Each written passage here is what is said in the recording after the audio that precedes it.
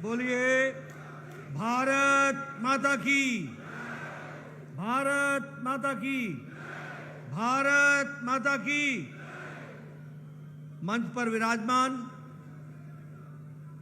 मध्य प्रदेश के लोकप्रिय और यशस्वी मुख्यमंत्री सम्मानीय शिवराज सिंह चौहान जी, हमारे जुझारू, कर्मशील और संवेदनशील अध्यक्ष सम्मानीय विष्णुदत्त शर्मा जी, पार्टी में मेरे राष्ट्रीय महामंत्री और हमारे वरिष्ठ सहयोगी श्री कैलाश विजयवर्गीय जी, भारत सरकार में मंत्री और लोकसभा में मेरे साथी भाई रामेश्वर तेली जी, आपके लोकप्रिय सांसद और मेरे साथी गजेंद्र सिंह पटेल जी, राज्यसभा में बहन कविता पाटीदार जी, उपस्थित सांसदगण, मध्य प्रदेश सरकार में मंत्रीगण, विधायकगण, पार्टी के पदाधिकारी और यहां इतनी बड़ी संख्या में एकत्र आए देवियों और सज्जनों और मीडिया के मेरे साथी, प्रिंट मीडिया और इलेक्ट्रॉनिक मीडिया के मेरे साथी, आज मुझे खरगोन के इस पवित्र धरती पर, ऐतिहासिक धरती पर आने का सौभाग्य मिला है। सबसे पहले तो यहां के बहुत ही मान्यता के साथ, पवित्रता के साथ हम सब लोग जिनका आशीर्वाद लेते हैं, ऐसे नवग्रह मंदिर को मैं नमन करता हूं और आशीर्वाद लेता हूं।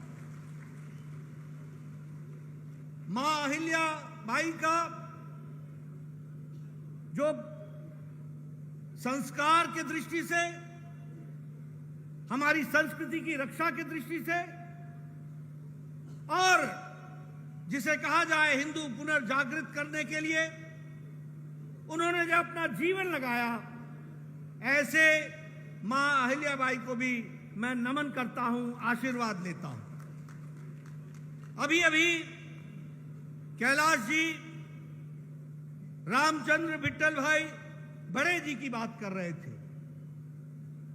रामचंद्र विट्ठल भाई ने भारतीय जनसंघ की नींव रखने का काम यहां किया और पार्टी को मजबूत बनाया। उनको भी मैं आज याद करता हूं और प्रेरणा लेकर के अपनी बात को प्रारंभ करता हूं। मित्रों, आज जो रोड शो में आपने मुझे जो प्यार दिया, जो सम्मान दिया, जो मैं आप लोगों के चेहरों से प्यार देख रहा था, लगाव देख रहा था, पार्टी के प्रति समर्पण देख रहा था, उसने मुझे बहुत ही अभिभूत किया है। मैं अपनी ओर से आप सब लोगों का हार्दिक अभिनंदन भी करता हूं और धन्यवाद भी देता हूं। अभी अभी शिवराज जी आपके सामने मध्य प्रदेश के कहानी सुना रहे थे और बता रहे थे कि किस तरीके से मध्य प्रदेश में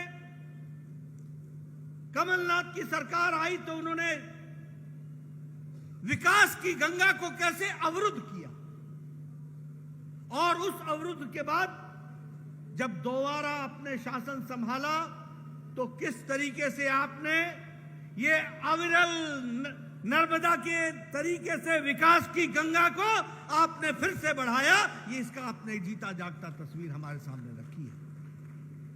मित्रों, मैं आपको बताना चाहता हूं कि मोदी जी के नेतृत्व में नहीं सिर्फ सरकार बदली, मोदी जी के नेतृत्व में नहीं सिर्फ विकास की तरफ हम आगे बढ़े, मोदी जी ने भारत की राजनीति की, संस्कृति, रीति नीति, कार्य करने का तरीका बदल डाला और नई संस्कृति पैदा की। यह हमको समझना चाहिए। और आज जब मैं ये कहता हूं तो पूरी जिम्मेवारी से कहता हूं कि चाहे मध्य प्रदेश की सरकार हो शिवराज जी के नेतृत्व में, या प्रधानमंत्री मोदी जी के नेतृत्व में देश की बागडोर हो, ये दोनों सरकारें प्रो रिस्पॉन्सिव सरकार है, यानी परिस्थितियों पर तुरंत लोगों को राहत पहुंचाने वाली सरकार है। ये रिस्पॉन्सिबल गवर्नमेंट है, ये जिम्मेवार सरकार है जो अपने कंधों पर जिम्मेवारी लेती है और जिम्मेवारी लेकर के उसको आगे बढ़ाने का काम करती है। और यह सरकार प्रोएक्टिव सरकार है, यानी अपने से लोगों की चिंता करते हुए लोग चिंतित हो इससे पहले हमारी सरकारें लोगों को राहत पहुंचाने का काम करती है। यह भी हमको समझना चाहिए। हमारी सरकार गांव की सरकार है। जब हम गांव की सरकार बोलते हैं तो 2.5 लाख किलोमीटर सड़क हमने प्रधानमंत्री 3,28,000 किलोमीटर सड़क प्रधानमंत्री ग्रामीण सड़क योजना में गांव को सभी मौसम में आने जाने की सुविधा हो इसकी व्यवस्था की है। गांव गरीब, वंचित, पीड़ित, शोषित, दलित, महिला, युवा, आदिवासी, इन सब की चिंता करने का काम अगर किसी ने किया है तो वो केंद्र की सरकार नरेंद्र मोदी की सरकार है। और धरती पर उतारा है तो मध्य प्रदेश में शिवराज सिंह चौहान ने उतारा है। ये भी हमको ध्यान में रखना चाहिए। जब हम कहते हैं गांव गरीब की सरकार, तो आप देखिए प्रधानमंत्री गरीब कल्याण अन्न योजना 80 करोड़ की जनता को 5 किलो गेहूं या 5 किलो चावल और 1 किलो दाल देने का काम किया है तो प्रधानमंत्री मोदी जी ने किया है। यह हमको याद रखना चाहिए। और 80 करोड़ जहां देश में है वहां 51 लाख मध्य प्रदेश में है जिनको 5 किलो गेहूं, 5 किलो चावल और 1 किलो दाल दिया जा रहा है। और इसका अंतर क्या पड़ा है? इसका अंतर यह पड़ा है कि इंटरनेशनल मॉनिटरी फंड अंतर्राष्ट्रीय संस्था है, वो कहती है कि मोदी जी के राज में, मध्य प्रदेश में भी शिवराज जी के राज में गरीबी 22% से घट करके 10% से कम हो गई है, ये कहती है। और क्या कहती है कि भारत की अति गरीबी 1% से भी नीचे चली गई है। ये बदलता भारत है, ये बदलता मध्य प्रदेश है, हमको समझना चाहिए। अगर हम आयुष्मान भारत की बात करें मित्रों, और मेरे पीछे जो बैठे हुए लोग हैं उनको मैं बताना चाहता हूं, ये जो मंच में पहली रो में बैठे हैं ना, ये सब कोई एमएलए है, कोई एमपी है, कोई मंत्री है। आज से 8 साल पहले ये चिट्ठी लिखा करते थे, प्रधानमंत्री जी, मुख्यमंत्री जी, ये मेरे इलाके में गरीब व्यक्ति है, इसका बाईपास होना है, इसको कृपया 2 लाख देने की अनुशंसा कीजिए। और मुख्यमंत्री भी बेचारे क्या करें, चलो 2 नहीं दे सकते, 1.5 दे देंगे, 1.25 दे देंगे, बाकी 75,000 कहां से लाएगा? ये चिट्ठी लिखते थे, प्रधानमंत्री जी इसके किडनी का ऑपरेशन होना है, कृपया इसे 5 लाख रुपए देने की अनुशंसा कीजिए। आज और मुझे खुशी है कि जब प्रधानमंत्री मोदी जी ने यह जिम्मा मुझे दिया और मैं आयुष्मान भारत दुनिया का सबसे बड़ा गरीबों को हेल्थ कवर देने वाला कार्यक्रम बना, दुनिया का। आपको जानकर के खुशी होगी 10 करोड़ 74 लाख परिवार यानी 50 करोड़ लोग, यानी भारत की 40% की आबादी। और ये कौन लोग हैं?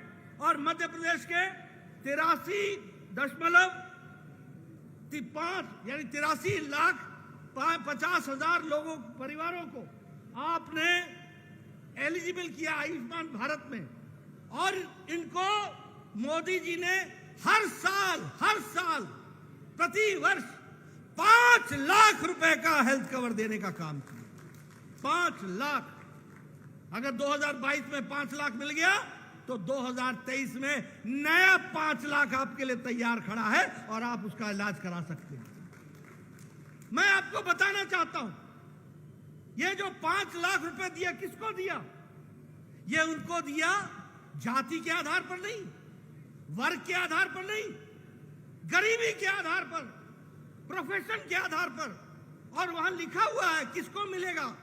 रिक्शा वाला, ठेला वाला, रेड़ी वाला, फेड़ी वाला, सब्जी वाला, रैग पिकर, कूड़ेदान से प्लास्टिक इकट्ठा करने वाला, लिफ्ट मैन जो लिफ्ट चलाता है, बस का ड्राइवर, बस का कंडक्टर, ट्रक का ड्राइवर, ट्रक का क्लीनर, बाल काटने वाला हमारा बार्बर भाई, ऐसे गरीब लोगों को, 50 करोड़ लोगों को मोदी जी ने 5 लाख रुपए का हर साल हेल्थ कवर दिया। ये हमको समझना चाहिए। मित्रों, प्रधानमंत्री आवास योजना, अब मैं वो भी आपको सुना दूं। मैं एमएलए था 1993 में, 1993 में। मेरा वीडियो आता था, ब्लॉक डेवलपमेंट ऑफिसर, और कहता था, नड्डा जी आपको एक खुशखबरी सुनानी है। मैं कहता था सुनाओ। बोलता था कि एक पंचायत में आपको एक इंदिरा आवास योजना का घर मिला है, एक। मैं उससे कहता था, भाई मेरे, ये आप ही ले जाओ और इसको बांट दो। एक अनार 100 बीमार किसको दूंगा? एक पंचायत में एक घर, इंदिरा आवास। और कांग्रेसी क्या बोलते थे कि इंदिरा गांधी मरते समय कुछ पैसा छोड़ गई थी, उससे ये इंदिरा आवास योजना चल रहा है। ऐसा फ्रॉड काम करते थे। और आज प्रधानमंत्री मोदी जी ने 4 करोड़ घर बना करके पक्के मकान दे दिए हैं प्रधानमंत्री आवास योजना में। और यहां सुन लो मेरी बात, यहां जब आपने गंगा को, नर्मदा को अवरुद्ध किया, विकास को अवरुद्ध किया, जब कमलनाथ की सरकार आई तो उसने मोदी जी का 1,28,000 मकानों का वापस भेज दिया। मैं ठीक बोल रहा हूं? ठीक बोल रहा हूं?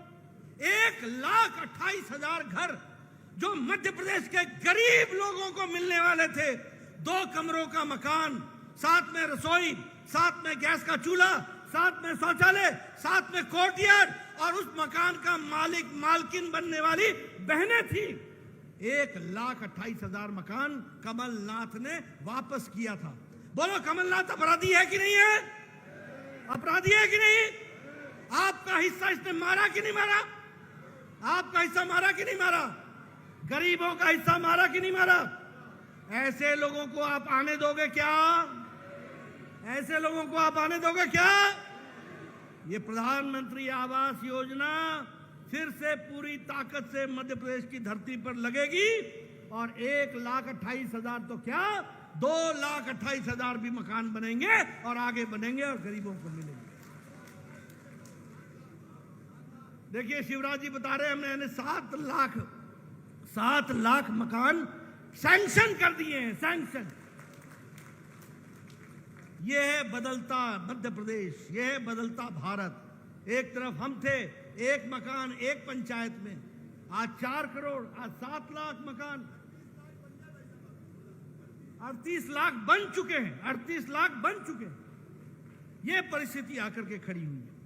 मित्रों, अगर मैं महिलाओं की बात करूं, हमारी बहनें बैठी हैं, आप बताइए, कोरोना में मोदी जी ने लॉकडाउन के समय आपके खाते में 500-500 रुपए पहुंचाए थे कि नहीं पहुंचाए थे? पहुंचाए थे कि नहीं पहुंचाए थे? न बीच में डाकिया, न बीच में बिचौलिया, न बैंक, न पोस्ट ऑफिस, कोई बीच में नहीं। वहां मोदी जी और यहां आपका खाता, और खाते में 500 रुपए। ये काम किया तो आदरणीय प्रधानमंत्री मोदी जी ने किया। उसी तरीके से उज्ज्वला योजना, 9 करोड़ से ज्यादा लोगों के गैस का कनेक्शन दिया गया। जल जीवन मिशन, 9 करोड़ 10,000 लोगों को, 9 करोड़ 10 लाख लोगों को इसमें जोड़ने का काम किया। तो मोदी जी ने किया हर घर जल, हर घर जल। मुझे याद है बहनें 3-3 किलोमीटर पानी लेने जाया करती थी, 3-3 किलोमीटर गर्मियों में, और आज घर में नलका खोलो, पानी लो और घर में आप अच्छे तरीके से जीवन व्यतीत करो। इसका काम किया गया। अगर हम इज्जत घर की बात करें तो 11 करोड़ इज्जत घर बने हैं स्वच्छता अभियान में, 11 करोड़, और मध्य प्रदेश में 73 लाख घर बने। आप समझो कि 73 लाख मध्य प्रदेश की बहनें अपना दैनिक नित्यक्रम के लिए खुले में शौच जाती थी, खुले में। क्या इज्जत दी थी। और मोदी जी ने 73 लाख बहनें मध्य प्रदेश की और 11 करोड़ 72 लाख लोगों को आपने इज्जत की जिंदगी दी और इज्जत से जीने का रास्ता दिया। स्वच्छता अभियान के तहत इज्जत घर बना के, ये भी हमको ध्यान में रखना चाहिए। अभी अगर एग्रीकल्चर की बात करूं तो एग्रीकल्चर के बारे में मैं जरूर कहूंगा। आप समझिए और आप जानिए इस बात को। 22,000 बजट होता था, 22,000 करोड़ का, आज 1,15,000 करोड़ रुपए बजट है। और यहां मध्य प्रदेश में 85% भूमि सिंचित है और उसी तरीके से एग्रीकल्चर की लगातार 2003 से 2023 तक एग्रीकल्चर की वृद्धि 18% हमेशा बनी हुई है, 18% की वृद्धि हो रही है। इसलिए और प्रधानमंत्री किसान सम्मान निधि, उसके तहत 11 करोड़ 78 लाख लोगों को जोड़ने का काम हुआ है, 2-2 हजार रुपए हर चौथे महीने। और शिवराज जी ने कहा मैं क्यों पीछे रहूं, मैं क्यों मध्य प्रदेश की और मजबूत ना करूं। और अगर मोदी जी का प्रधानमंत्री किसान सम्मान निधि में हर चौथे महीने 2,000 पहुंचा तो हर चौथे महीने में आपका भी टोटल 4,000 रुपए देने का काम आपने किया और आज 10,000 रुपए किसान सम्मान निधि में मिल गए।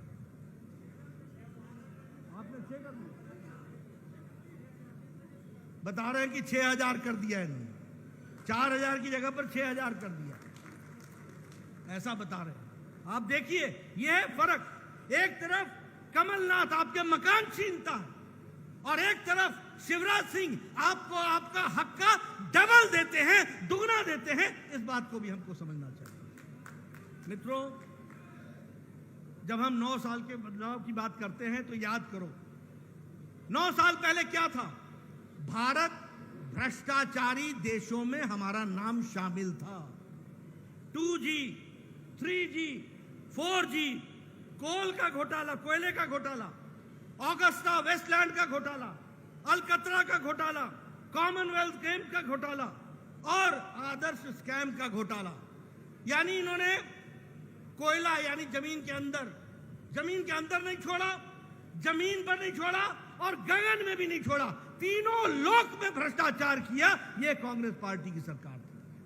और जब प्रधानमंत्री जी के नेतृत्व में आज देश में हम काम कर रहे हैं तो याद रखना 9 सालों में भारत की अर्थव्यवस्था 10वें नंबर से छलांग लगाकर ब्रिटेन को पछाड़कर 5वें नंबर की अर्थव्यवस्था बन गई है, 5वें नंबर। आज स्टील में, इस्पात में, मैन्युफैक्चर में 4थे नंबर से हम 2रे नंबर पर आ गए हैं। ऑटोमोबाइल की मार्केट में, गाड़ियों की मार्केट में जापान को पिछाड़कर हम 3रे नंबर पर आकर के खड़े हो गए। और उसी तरीके से हमारे खिलौने बनाने का काम, जिसके बारे में मोदी जी ने मन की बात में बात कही थी, आज हमारा एक्सपोर्ट खिलौने में, पहले हम चाइना से खिलौने मंगवाते थे, गणेश जी भी चाइना से आते थे, मूर्तियां भी चाइना से आती थी। आज भारत का एक्सपोर्ट 3 गुना बढ़ गया है और हम अब खिलौने दुनिया को दे रहे हैं और मूर्तियां दे रहे हैं। ये भी हमको समझना चाहिए। मित्रों, उसी तरीके से अगर देखा जाए केमिकल्स में हमारा प्रोडक्शन 106% बढ़ा है और उसी तरीके से इलेक्ट्रॉनिक्स में हम 70,000 करोड़ रुपए का एक्सपोर्ट कर रहे हैं। 9 साल पहले 92% मोबाइल, 92% मोबाइल हमको बाहर से आता था, चाइना से भी आता था। आज भारत 97% मोबाइल भारत में बना रहा है और एप्पल भी अब भारत में बन रहा है। यह भारत का बनता तस्वीर है। मित्रों, अगर हम बात करें दुनिया की छवि में, अभी अभी प्रधानमंत्री मोदी जी अमेरिका गए थे। पहले जब भारत का प्रधानमंत्री अमेरिका जाते थे तो चर्चा क्या होती थी? चर्चा होती थी पाकिस्तान, चर्चा होती थी टेररिज्म, चर्चा होती थी कि किस तरीके से विकास को रोका गया था, उसको कैसे आगे बढ़ाया जाए। आज जब मोदी जी जाते हैं तो उनको राष्ट्रीय सम्मान तो देता ही है, स्टेट डिनर भी देते हैं, राष्ट्रीय सम्मान भी देते हैं, लेकिन आज समझौता अगर होता है तो समझौता इस बात का होता है कि स्पेस में हम दोनों मिलकर के क्या काम कर सकते हैं, क्रायोजेनिक इंजन कैसे लाया जा सकता है, भारत में प्रोडक्शन कैसे बढ़ाया जा सकता है, फॉरेन डायरेक्ट इन्वेस्टमेंट कैसे बढ़ाया जा सकता है। ये आज चर्चा होती है। अंतरराष्ट्रीय जगत में पहले जब भी कोई चर्चा करता था तो कहता था India and Pakistan, India and Pakistan, यानी पाकिस्तान के बगैर भारत की चर्चा नहीं होती थी। आज जब अंतरराष्ट्रीय जगत में कोई चर्चा करता है तो इंडिया इंडिया है और पाकिस्तान कहां रह गया, वो वहीं रह गया। ये भी हमको याद रखना चाहिए। मित्रों, ऑस्ट्रेलिया का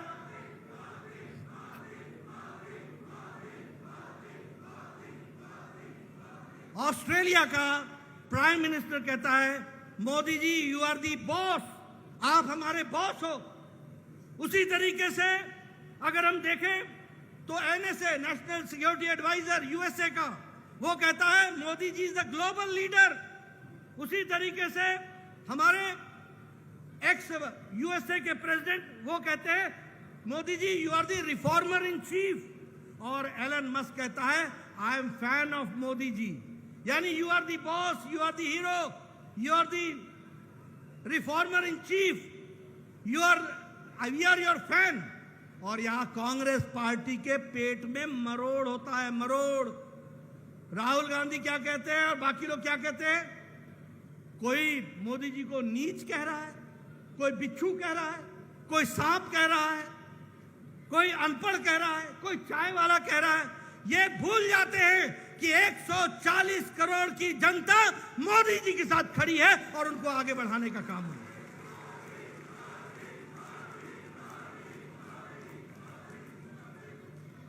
आप देखो, ये अकलमंद लोग, राहुल गांधी बड़े अकलमंद हैं। इनकी मां ने, इनकी दादी ने इमरजेंसी लगाई थी। 1,78,000 लोगों को 19 महीने के लिए जेल में भेजा था, जिसमें से हमारी विचारधारा के 75,000 लोग मीसा और डीआईआर में गए थे। ये इनका इतिहास है। कौन? राहुल की दादी श्रीमती इंदिरा गांधी। और ये राहुल गांधी बेचारे पढ़े लिखे कम हैं, इंग्लैंड में जाके बोलते हैं कि भारत में प्रजातंत्र बहाल करो, भारत के प्रजातंत्र खतरे में है। ऐसे लोगों को क्या बोला जाए? ये इस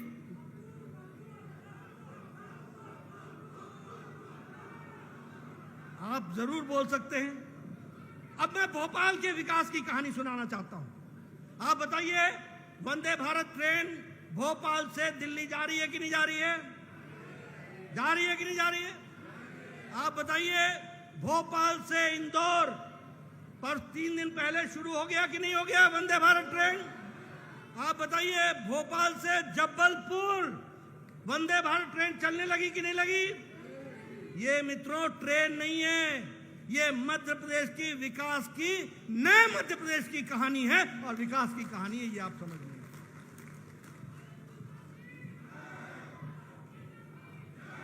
अभी पूछ रहे थे शिवराज जी कि इंदौर से खरगोन आने में कितना टाइम लगता था, कितना?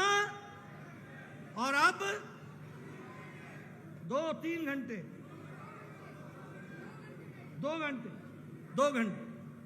क्या आपको मालूम है कि मध्य प्रदेश में 9 सालों में 27,000 करोड़ रुपए नेशनल हाईवे पर खर्च हुए हैं? 27,000 करोड़ रुपए। और उसी तरीके से 5 सालों के अंदर 4,000 400 किलोमीटर की नेशनल हाईवे सड़क मध्य प्रदेश में बनी है, यह भी आप ध्यान में रखिए। और उसी तरीके से अब चंबल एक्सप्रेसवे का काम प्रपोज हुआ है और उसमें 299 किलोमीटर की सड़क बनेगी, 5000 करोड़ रुपए उसमें भी खर्च होंगे, याद रखना। और उसी तरीके से ये नर्मदा मैया के लिए नर्मदा एक्सप्रेसवे जो भारत की सबसे बड़ी लंबी एक्सप्रेसवे होगी, 906 किलोमीटर की और 31,000 करोड़ रुपए खर्च होंगे, 31,000 करोड़ रुपए। विंध्या एक्सप्रेसवे जो प्रपोज हुई है भोपाल से सिंगरौली तक, इसमें 676 किलोमीटर की हाईवे बनेगा, एक्सप्रेसवे बनेगा, एक्सप्रेसवे। और उसी तरीके से जो नए मेट्रो लाइन बन रही है इंदौर और भोपाल में, यह भी न्यू मेट्रो को भी ऑपरेशनलाइज किया जा रहा है, इसको भी आगे बढ़ाया जा रहा है। एयर कनेक्टिविटी की बात करेंगे। एयर कनेक्टिविटी की बात करेंगे तो ग्वालियर एयरपोर्ट और जबलपुर एयरपोर्ट दोनों एक 412 करोड़ रुपए खर्च हो रहे हैं और एक 446 करोड़ रुपए खर्च हो रहे हैं। और उसी तरीके से देवास में एक ग्रीन फील्ड का एयरपोर्ट बनने का प्रपोजल तैयार हुआ है, यह भी आपको ध्यान में रखना होगा। मित्रों, मुझे खुशी है जब मैं मध्य प्रदेश आता हूं तो मैं कह सकता हूं कि जब मैं स्वास्थ्य मंत्री था तो मैंने ये काम शुरू किया, मोदी जी ने आशीर्वाद दिया और मोदी जी ने कहा कोई भी दूर दराज का इलाका मेडिकल कॉलेज के बगैर नहीं रहेगा और उसके लिए आप व्यवस्था करो। और मुझे खुशी है कि हमारी सरकार ने 14 साल में हमारी सरकार ने 9 साल में 14 मेडिकल कॉलेज खोले हैं और 14 मेडिकल कॉलेज पर काम चल रहा है। और आपको जान करके खुशी होगी कि दतिया 190 करोड़ रुपए खर्च हो रहा है, खांडवा 190 करोड़ रुपए खर्च हो रहा है, रतलाम 190 करोड़ रुपए खर्च हो गया, शहडोल 190 करोड़ रुपए खर्च हो गया, विदिशा 190 करोड़ खर्च हो गया, छिंदवाड़ा 190 करोड़ खर्च हो गया, शिवपुरी में 190 करोड़ खर्च हो गया और सतना में 250 करोड़ रुपए खर्च करके सब जगह मेडिकल कॉलेज को बना दिया गया है और चल पड़ा। और अब आगे चल करके 6 मेडिकल कॉलेज और बनेंगे और उसमें हमारा खरगोन भी उसमें जुड़ा हुआ है, यहां भी मेडिकल कॉलेज खुलेगा। इसलिए मित्रों, विकास की एक नई कहानी है और विकास के दृष्टि से डबल इंजन की सरकार किस तरीके से काम कर रही है वो भी आपको मालूम है। शिवराज जी ने कहा है कि 1 लाख हम गवर्नमेंट जॉब देंगे और 58,000 लोगों को आपने जॉब दे दी है और बाकी बचे लोगों को भी आप जॉब देंगे, ये भी हमारे ध्यान में। आप बताइए, लाडली लक्ष्मी योजना में पैसा मिल रहा है कि नहीं मिल रहा है? मिल रहा है कि नहीं मिल रहा है? ये स्कीम कमलनाथ ने रोक दी थी कि नहीं रोक दी थी? रोक दी थी कि नहीं रोक दी थी? नवंबर में तुम उनको रोकोगे कि नहीं? तुम रोकोगे कि नहीं? ऐसे लोगों को घर पे बैठाओ और भाजपा को काम पे लगाओ और सेवा पर लगाओ, इस बात को हमको ध्यान में रखना।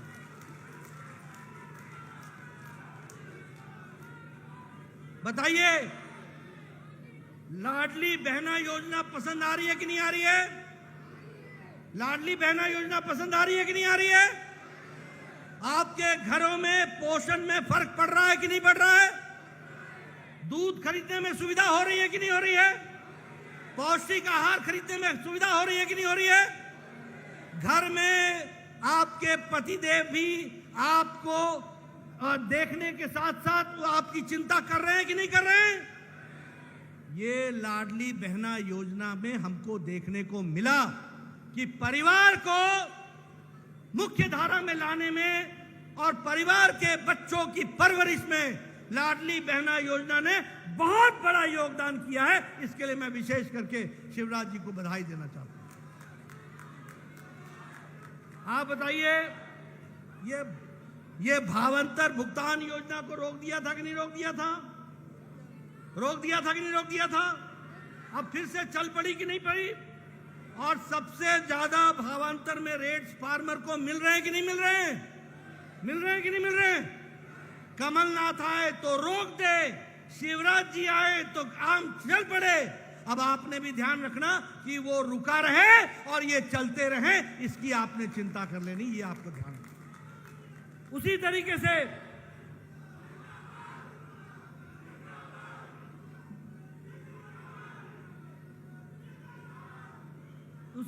से आपने मध्य प्रदेश में पिछड़ा वर्ग कल्याण बोर्ड उसको भी गठित किया, विश्वकर्मा कल्याण बोर्ड उसको भी आपने बनाया, विश्वकर्मा कल्याण बोर्ड उसको भी आपने गठित किया, और रजक कल्याण बोर्ड उसको भी आपने बढ़ाया, और प्रवासी श्रमिक कल्याण बोर्ड जो हमारे प्रवासी कल्याण में श्रमिक जाते हैं उनके कल्याण के लिए भी बोर्ड बनाया। यानी सबका साथ, सबका विकास, सबका विश्वास, सबका प्रयास अगर किया है तो शिवराज जी की सरकार ने किया, मोदी जी का आशीर्वाद मिला है, इस बात को भी हमको समझना चाहिए।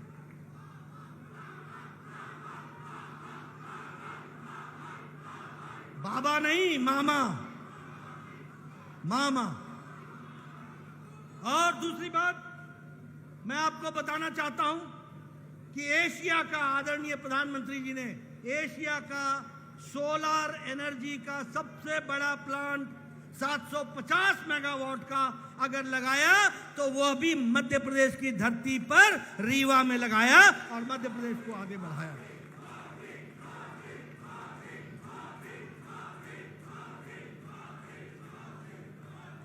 और मुझे खुशी है कि जो काम मैंने अपने स्वास्थ्य मंत्री काल में सोचा था उसको शिवराज जी ने पूरा किया है। अब यहां हिंदी में मेडिकल की पढ़ाई और हिंदी में इंजीनियरिंग की पढ़ाई की व्यवस्था भी की है।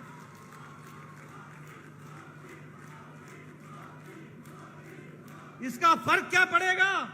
इसका फर्क यह पड़ेगा कि डॉक्टर तो होंगे ही, लेकिन डॉक्टर के साथ साथ गांव से पैदा होने वाला व्यक्ति वह भी चिकित्सक बनेगा, डॉक्टर बनेगा। यह बात हमको समझना चाहिए। और मित्रों, आपको याद होगा ये 15 महीने की कमलनाथ की भ्रष्टाचारी सरकार, आपको मालूम होगा कि किस तरीके से भ्रष्टाचार कमलनाथ के समय में हुआ। कहा था कि नहीं कहा था कि 10 दिनों में किसानों का कर्जा माफ कर देंगे? किया माफ, किया माफ। और देखो इन देशभक्तों को देखो, देशभक्तों को देखो। सुनो सुनो सुनो, कारगिल का चैप्टर, कारगिल का चैप्टर, कारगिल का चैप्टर इन्होंने मध्य प्रदेश के सिलेबस से निकाल दिया था। इस तरीके का कमलनाथ ने काम किया। आप बताइए, ये फौज का अपमान है कि नहीं है? ये फौज का अपमान है कि नहीं है? ये हमारे फौजी भाइयों का अपमान है कि नहीं है? नवंबर में इसका अपमान का बदला लोगे कि नहीं लोगे? लोगे कि नहीं लोगे? हमारे मोदी जी सर्जिकल स्ट्राइक करें, ये प्रमाण मांगे। हमारे मोदी जी एयर स्ट्राइक करें, ये प्रमाण मांगे। कारगिल युद्ध हो, हमारे नौजवान प्रहरी मुंह तोड़ जवाब पाकिस्तान को दें, और कमलनाथ कारगिल का चैप्टर ही गायब कर दे। आपने नवंबर महीने में इनका चैप्टर गायब कर देना, ये आप ध्यान रखना, ये आपको पूरा करना। आप बताइए, इरिगेशन कॉम्प्लेक्स में प्रोजेक्ट में घपला हुआ था कि नहीं हुआ था? 15 महीने में हुआ था कि नहीं हुआ था? आप बताइए, चिट फंड माफिया एक्टिव हुआ था कि नहीं हुआ था? भू माफिया एक्टिव हुआ था कि नहीं हुआ था? शराब माफिया दंदनाए थे कि नहीं दंदनाए थे? राशन माफिया हुआ था कि नहीं हुआ था? मिलावट माफिया आगे आया था कि नहीं आया था? अब इनको आपने इतिहास में मिला देना, इतिहास में, इतिहास के पन्नों में डाल देना। मित्रों, मैं एक बात कहना चाहता हूं अंत में। भारतीय जनता पार्टी का मतलब है कि मुझ जैसा साधारण व्यक्ति भी राष्ट्र का अध्यक्ष बन जाता है। मोदी जी जैसे व्यक्ति भी जो साधारण परिवार से आते हैं वो भारत के प्रधानमंत्री बनते हैं। ये भारतीय जनता पार्टी में संभव होता है। शिवराज सिंह,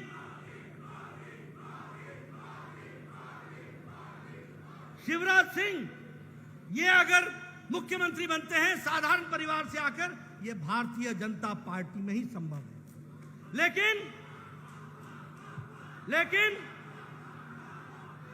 लेकिन बिहार में राज करने वाले आरजेडी में सिर्फ लालू का परिवार ही आगे आ सकता है, बाकी सब झाल बजाओ।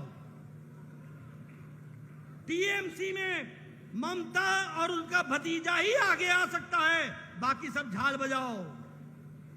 समाजवादी पार्टी में अखिलेश और डिंपल पति पत्नी, चाचे को भी नहीं रखा, यही सिर्फ रह सकते हैं, बाकी सब झाल बजाओ।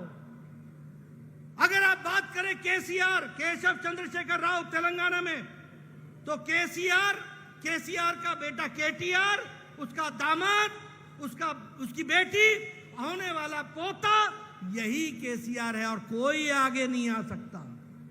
डीएमके में तमिलनाडु में स्टालिन और उसका बेटा, आंध्र प्रदेश में वाईएसआर थे पहले, अब उनका बेटा जगन रेड्डी, शिवसेना उद्धव में उद्धव ठाकुर और उनका उद्धव ठाकरे और उनका बेटा।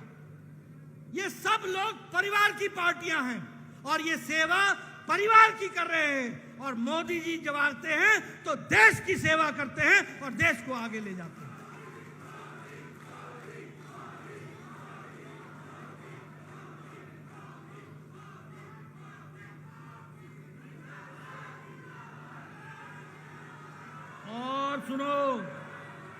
और सुनो, कांग्रेस पार्टी भी अब राष्ट्रीय पार्टी नहीं है, ये भी परिवार की पार्टी हो गई। मां सोनिया, बेटा राहुल, बेटी प्रियंका, बाकी सब कॉन्ट्रैक्ट पर हैं, पेरोल पर हैं, कॉन्ट्रैक्ट पर। ये पेरोल पर कॉन्ट्रैक्ट पर है, ये कॉन्ट्रैक्ट लो, पसंद आया तो करो, नहीं तो जाओ। ये भारतीय जनता पार्टी है जो मोदी जी के नेतृत्व में दिन रात देश की सेवा में जुटी है। शिवराज जी हैं जो दिन रात प्रदेश की सेवा में जुटे हैं। ये प्रथम पंक्ति में बैठे हुए हमारे सभी मंत्रीगण, ये दिन रात आपकी तस्वीर और तकदीर बदलने के लिए लगे हैं। इस बात को हमको समझना होगा। इसलिए मित्रों, ज्यादा समय न लेता हुआ आपको सिर्फ मैंने एक तस्वीर दिखाई है। इस तस्वीर को देख लेना, आपका हित किनके हाथों में है इसको समझ लेना और गांव-गांव जाकर मेरा संदेश पहुंचाना, गांव-गांव जाकर हमारे आदरणीय मोदी जी का संदेश पहुंचाना, ये मैं आपसे निवेदन करता हूं। आपने मेरी बात सुनी, बहुत बहुत धन्यवाद। जय भारत, जय मध्य प्रदेश। बहुत बहुत धन्यवाद माननीय राष्ट्रीय अध्यक्ष जी। आज हम सबके लिए गौरव की बात थी कि भारतीय जनता पार्टी के राष्ट्रीय अध्यक्ष माननीय जगत प्रकाश नड्डा जी